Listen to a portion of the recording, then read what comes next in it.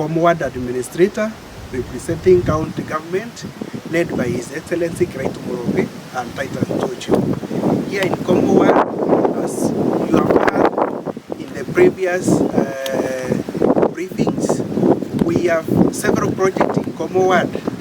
And starting from Chero, we have Kabro along the highway. We have in Nkomo Ward, tukona 8 boreholes. Starting from Chero University, where Honorable Kiraitu Murungi alianza na hiyo kwa sababu ya university student to cater for them. Akakuja Chero Market akajenga another borehole. Alafu tukona mali borehole na Mwidanga na Mwari na Kagaene. Na ile imejengwa hivi karibuni, ile imedrillwa drill hivi karibuni hapo Mwadheni dispensary because kwa sababu ya hiyo hospitali.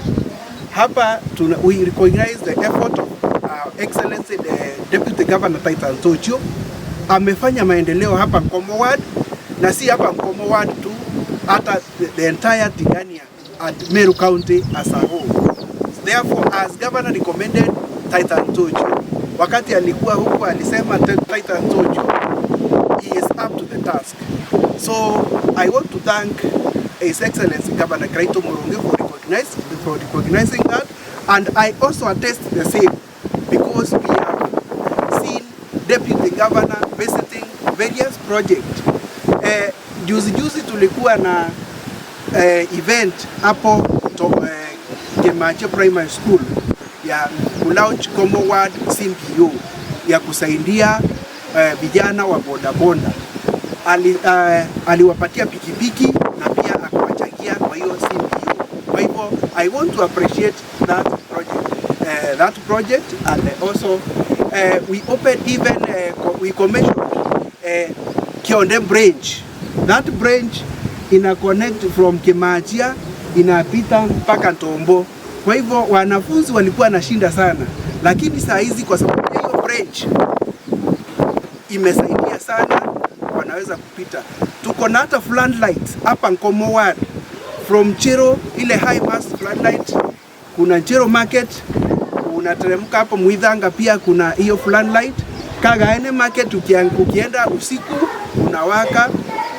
So we want to, as a Nkomo Ward administrator, I want to thank this government because the project are on the ground. Sisi hapa Nkomo tumeona maendeleo na tunataka kushukuru hii serikali ya Gavana Kiraitu Murungi na Titus Njochu kwa sababu wamefanya maendeleo. If we compare the past 5 years, well, the previous regime, we didn't have any borehole in Nkomo Ward, but currently we have 8, and even the entire Meru County tumeona maendeleo mengi sana.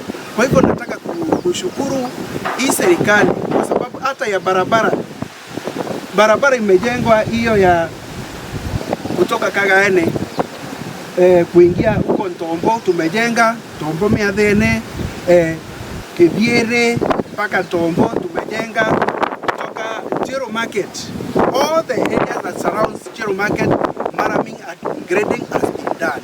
Therefore, I want to congratulate this government and the people.